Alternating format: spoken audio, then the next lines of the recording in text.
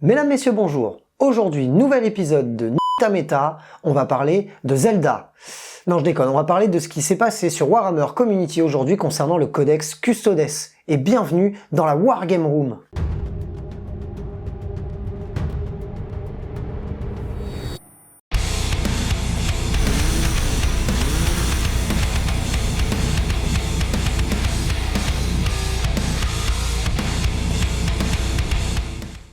Si vous n'êtes pas encore abonné à la chaîne et que vous aimez le contenu, je vous invite à le faire, à mettre des pouces bleus et des commentaires, ça me fera plaisir. Et si vous voulez supporter la chaîne dans son développement par un petit don, vous pouvez faire un tour sur Tipeee, le lien est dans la description. Vous pourrez aussi me retrouver en live tous les lundis soirs et tous les jeudis à 21 h sur Twitch. C'est parti pour le codex Custodes.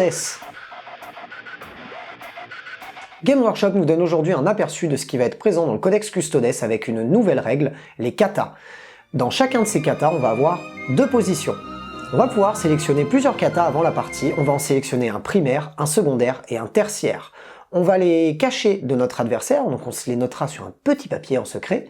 Et on va pouvoir les sélectionner juste avant le premier tour et savoir qui commence la partie. C'est-à-dire qu'on va le faire après avoir fait sa liste, après avoir fait le déploiement. Ça va nous demander un petit peu de stratégie et de nez pour savoir un petit peu quoi va nous servir à quel moment en fonction de sa liste et celle de l'adversaire. Petite restriction au travers de ces katas, ça va être le fait de pouvoir en sélectionner donc un primaire, un secondaire et un tertiaire, et on ne pourra pas activer un précédent kata. C'est-à-dire que du moment qu'on aura activé le secondaire, on ne pourra pas revenir sur le primaire. Ainsi de suite, si on utilise le tertiaire, on ne pourra pas revenir ni sur le secondaire, ni sur le primaire.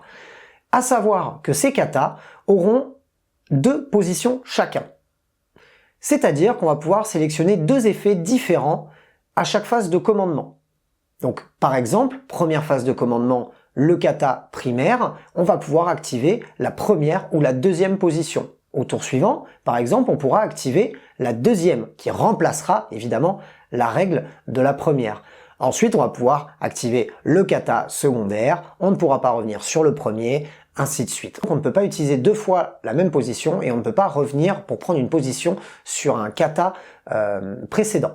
Pour le moment, 3 katas ont été publiés sur Warhammer Community, j'espère qu'il y en aura d'autres.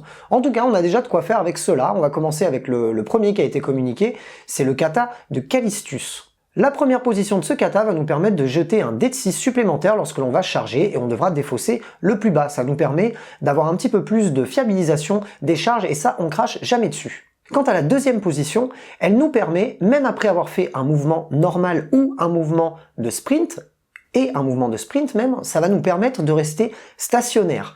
Et là, on commence à se poser quelques questions par rapport à certaines unités qui ont... Alors, on n'a pas énormément d'armes lourdes en Custodes, du moins sur de l'infanterie ou de la moto.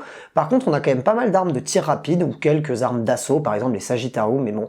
Ce qui va peut-être être le plus intéressant, c'est les motos, qui ont quand même déjà une forte projection. On va pouvoir en plus les faire bouger, on va pouvoir en plus les faire advance, pour éventuellement se mettre à une portée de tir rapide avec beaucoup de tirs antipersonnels qui peuvent être pas mal. Ça reste une règle intéressante, je pense qu'il faudra voir ce qu'on peut en faire selon les unités qui seront équipées d'armes à tir rapide, d'assaut ou d'armes lourdes. Le deuxième kata communiqué par Warhammer Community est celui du Dakatarai.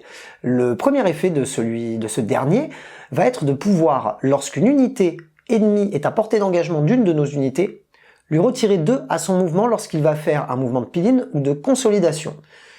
C'est plutôt pas mal quand on n'a pas envie que l'ennemi se projette un petit peu trop loin de nos unités ou aille impacter une autre de nos unités. On pense peut-être par exemple aux Drukhari qui ont cette capacité des fois à consolider de 6 pour certains personnages. La deuxième position proposée dans ce kata nous permet, quand on est au corps à corps avec une unité ennemie, donc nous de pouvoir sélectionner ce mode de combat et d'ajouter 1 à la caractéristique d'attaque des figurines de notre unité.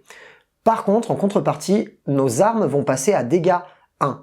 Je l'ai très mal compris au début, je pensais qu'on ajoutait 1 à nos armes, j'étais en train de dire oula les custos vont passer dégâts 3, mais vu comment la phrase est tournée, la traduction que j'ai réussi à en faire avec l'anglais que j'ai en ma possession, il me semble en fait que ça passe dégâts 1 et ça me paraît en fait assez logique dans le sens où comme il y a plus d'une attaque, on va en fait être là sur un profil d'armes qui va nous permettre peut-être de tuer de la troupe assez nombreuse et à 1 PV. On pense aux packs d'orques, même aux Sistas qui ont qu'un seul point de vie, donc ça va peut-être s'adapter justement aux unités un petit peu populeuses, ou du moins la troupe vraiment mono PV.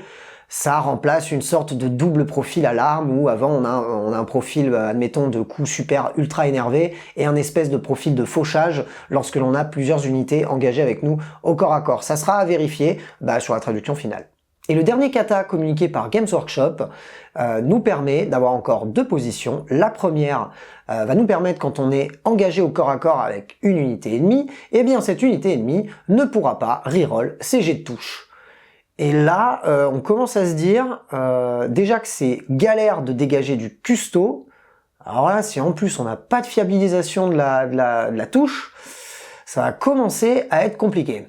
Et la dernière position nous permet d'empêcher l'ennemi de se désengager du corps à corps. Je m'explique. Si on est une unité d'infanterie et qu'on est au corps à corps avec une unité ennemie qui n'est pas véhicule ou monstre, on va avoir la possibilité de jeter un dé. L'ennemi va jeter un dé lui aussi. Il ajoutera +1 si son unité a le vol. Mais si notre jet de dé est supérieur à celui de l'adversaire, eh bien on va l'empêcher de se désengager. Reste là, je vais te mettre encore 2-3 taquets dans la tronche, j'en ai pas fini avec toi Coco. On a fini de passer en revue ce que Warhammer Community nous donne aujourd'hui comme info concernant ce codex Adeptus Custodes.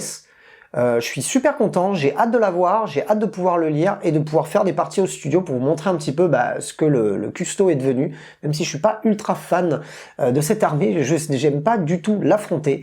On va voir un petit peu ce que ça donne. En tout cas, ça annonce que du bon, parce qu'on fait encore de la nouveauté. On va avoir je pense une sorte de fraîcheur sur ce codex. Ça va nous permettre de faire de nouvelles choses, de repenser sa liste d'armées, de repenser ses parties, et surtout d'avoir un aspect encore peut-être plus stratégique, parce qu'on va devoir, avant que la partie commence, un petit peu miser sur qu'est-ce qu'on va faire. Est-ce qu'on va au tour 1 utiliser plutôt tel kata et telle position pour qu'au tour 2 on puisse en utiliser la position d'après, et ainsi de suite. Enfin, on va avoir besoin de faire des choix en fonction, encore une fois, de la liste de l'adversaire et peut-être même de son positionnement sur la map, parce qu'on pourra le faire après tout ça. Et ça annonce que du bon pour ce codex. J'espère que vous avez aimé cette vidéo. Si c'est le cas, n'hésitez pas à y mettre le pouce bleu, à mettre votre petit commentaire, et nous on se retrouve très bientôt dans la Wargame Room.